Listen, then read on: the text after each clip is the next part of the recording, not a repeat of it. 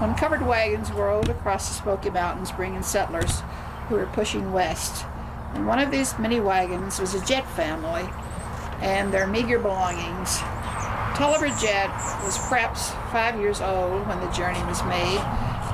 Their wagon stopped in the section of Anderson County, soon to be called Robertsville.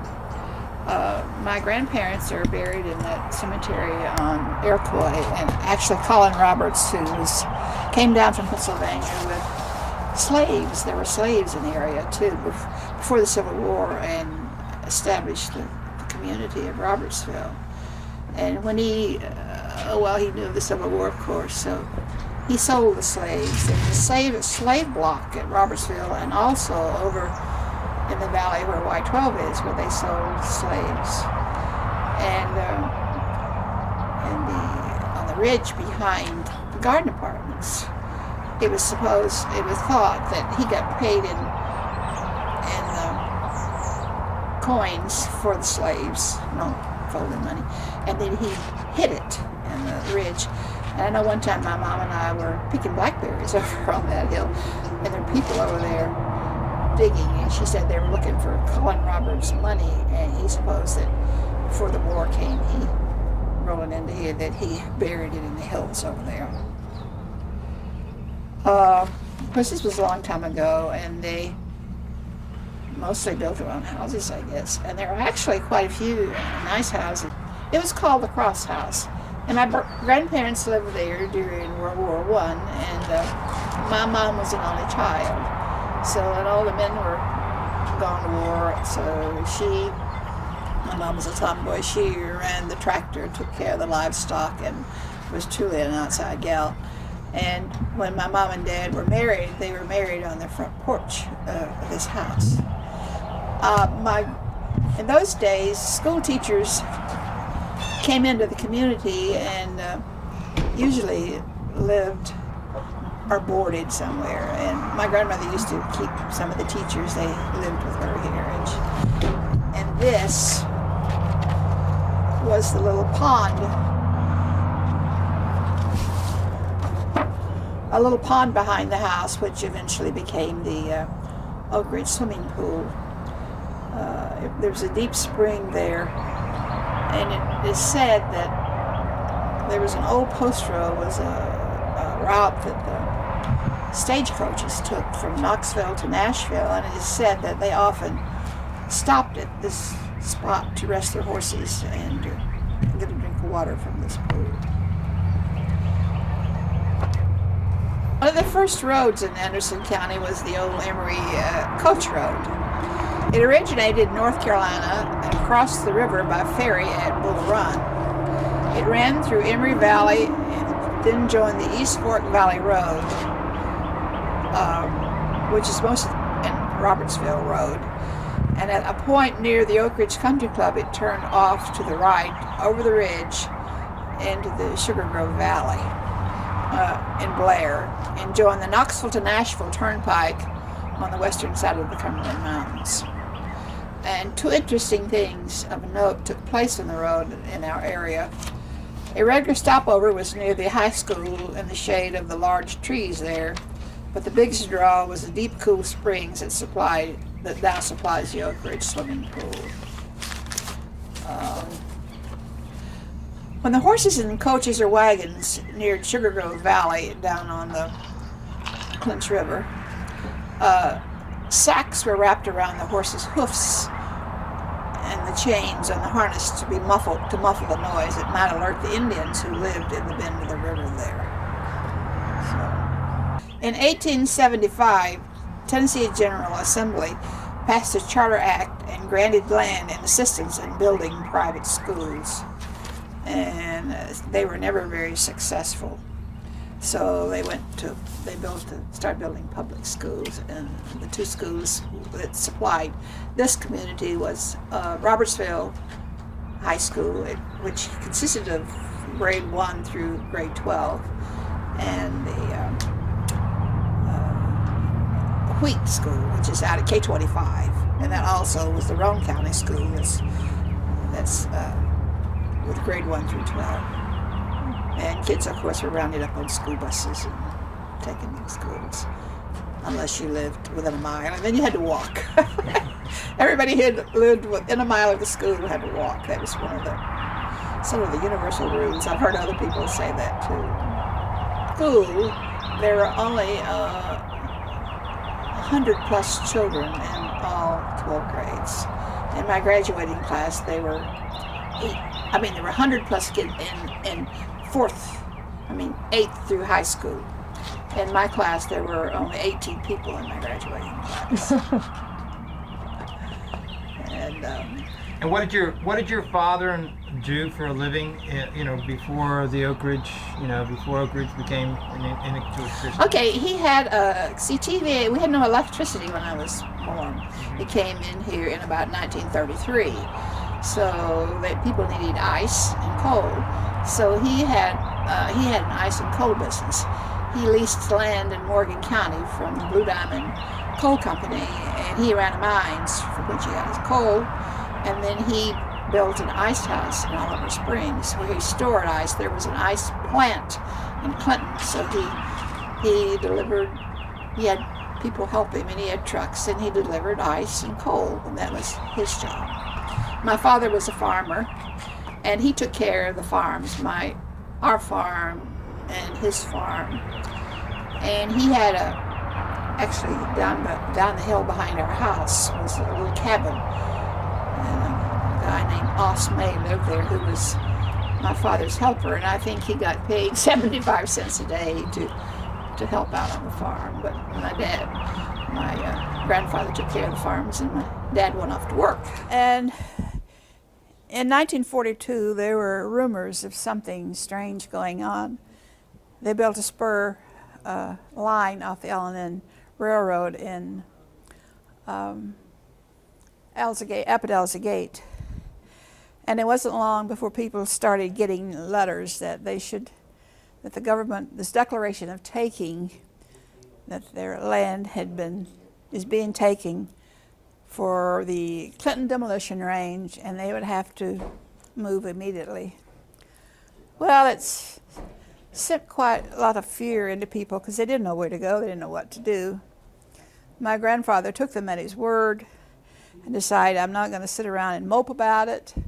So he never learned to drive a car. He always depended on my grandmother. So he walked across what is Outer Drive, which was the ridge. Over in the next valley, he heard there was a farm for sale. He went over and he contracted to buy this farm right away. So we were very lucky. We just moved across the ridge to the new farm. But it was very difficult to move everything because they were fussy about what you took, and here it was January, and they didn't like you to haul hay and grain and stuff because they were afraid you were going to hide something in the truck. So I don't know how he managed to get all the animals. I was away at school at the time, so I wasn't right on top of it. But they did move over to Oliver Springs in the valley in Norwood. But it wasn't all bad. They were bitter. They were hurt. All their family was scattered in all directions. Actually, by today's standard, not too far away, but by those standards, pretty far away, like Knoxville, Maryville, Lenore City, and places like that. But everybody went to work. All of a sudden, people had salaries coming in. My dad went to work, my grandfather went to work, my mother went to work, and even I found records of wages earned that my grandmother even went to work. And of course, I came out of college. I didn't have any problem finding a job because anybody who wanted a job could walk in to the employment office and they had a place for them to work. It was very bitter because the gates went up. And those people who lived here not only could not come back in, and they moved away and they were not allowed in unless you worked here. And not only that, but the schools had much more money, many more resources, and had better standards for academics, sports, and could beat the socks off of all the surrounding schools. So it really did throw up a lot of resentment about how they kicked us out and then they beat us. And that was one of the things. And my folks were very resentful for a long time, and I think always were. I made a lot of friends in Oak Ridge.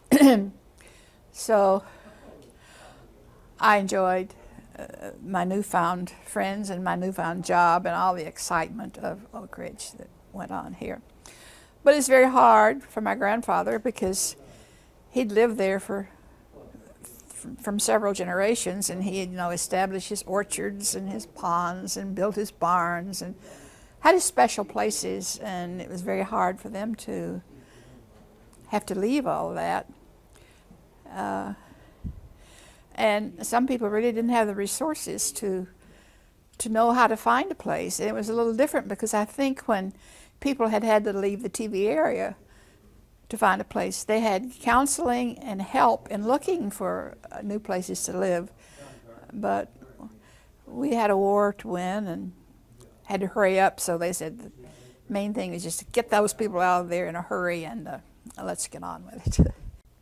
Now, as for Robertsville School, that was I think the first school they used to house students. They started, because it was an established school, and they used it as was for a long time, but they eventually tore down all of it except what we had as the new gym.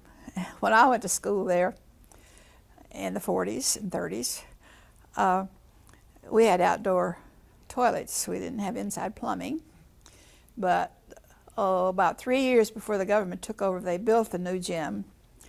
We got indoor toilets and showers for the gym, and we had our new gym. But then, and they used it for a while, but they tore everything down. But the gym and the old pre-42 gym is still there, and they use it as the auditorium now. The perceived image of the people that lived in this part of the country before the government came in with Oak Ridge and TVA was that of sort of a, backwoodsman type thing. Why don't you tell us a little bit about, what was the stereotypical image of the people of this region? What was the truth about the people of this region? Well, they really, actually, they didn't really know each other. You couldn't come in here to shop. People didn't go outside the school. I mean, now there's some mingling and politics and social and community activities and clubs and things, but they really didn't know each other. But believe me, being a native and yet working with the outsiders who had come in, they didn't think much of the local yokels outside the gate.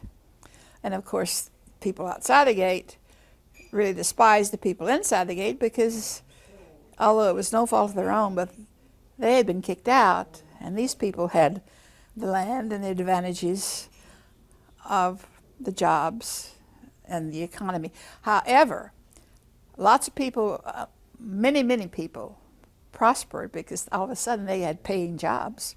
Most people were subsistent farmers, and although they were comfortable, they really didn't have money coming in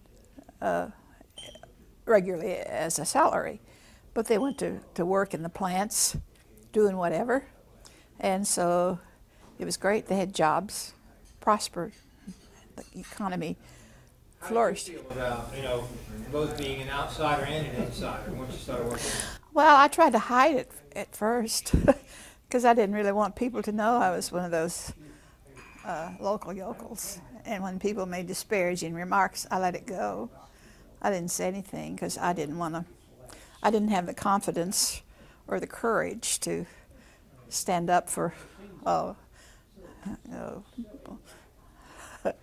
forget it, Did you separate yourself to some degree from the local yokels? No, I didn't, but I didn't see them actually. I was living at home and going to work, and all of my free time I spent with my newfound friends, because as I said, we were all sort of young people out of college. Activities and dates were plentiful, so you spent all your spare time with the newfound people. And But I think even though our kids went through the Oak Ridge schools and played on the Oak Ridge ball teams and did Oak Ridge activities, they never could really get that enthusiastic about rooting for whatever had sprung up from Oak Ridge. But believe me, it was really an advantage for us. It improved our lifestyle a lot. But people are still bitter, because, but not that much. As I said, my cousins were here this weekend, and we drove around and could recognize where house, a house was because of a tree, or a dip in the land, or a stream.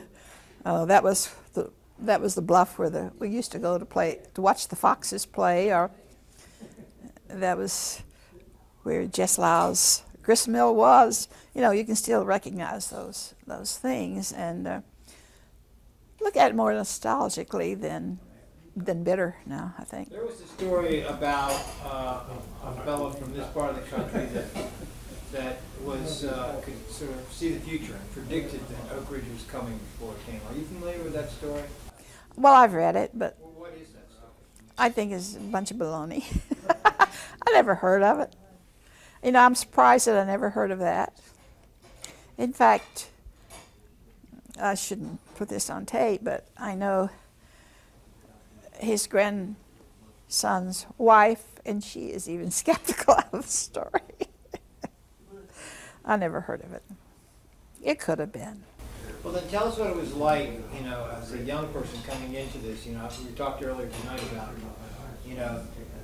what a great time it was for all these young people, getting together here and the different things that you all did. Can you tell a little bit about that? Well, we were all in this together, and we all had to make a new life because people came in here mostly unattached.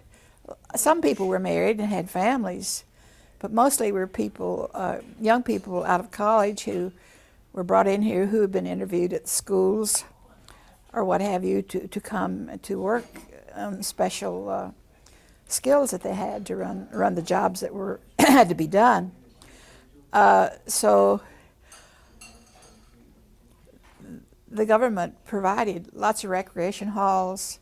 About any sort of club that you were interested in was available to you. Music clubs, dance clubs, bridge clubs, chess clubs, conversational clubs. I mean, you name it, they had it.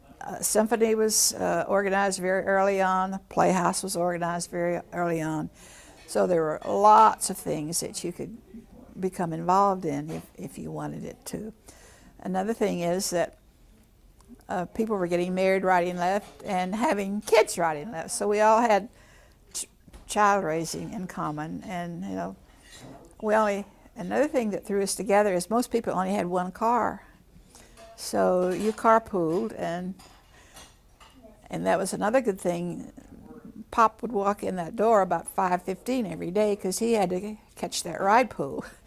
And he had to do extra work. He brought his briefcase home because he couldn't stay. Everybody would be waiting to go on the carpool. So you get to do a lot of things in common. You got to have a routine, to have supper every night at the same time. And we didn't have that many restaurants either. Yes, Scarborough was a community. Actually, Scarborough wasn't what we think of Scarborough now. Scarborough was over by Solway Bridge. And all these little communities would usually have a couple of churches, a couple of stores, a grist mill, a post office, and a little community center. And the stores are often a gathering place where people would come on Sunday afternoon and play checkers or form a baseball game out in the field beside the store. That's where the kids gravitated to meet other kids when I was little, or a young person, was at the stores. And of course, one of the big things that was fun was the basketball games. And I played on the girls' basketball team, and the boys and the girls' team always played the same school and rode the same bus. So you got to sit with your boyfriend on the bus back and forth and hold hands. In the bus, you know, we played like Kingston, Lenore City, Clinton, Oliver Springs. We played all the teams around, and that was a big deal. That was one of the biggest deals of activity in the wintertime.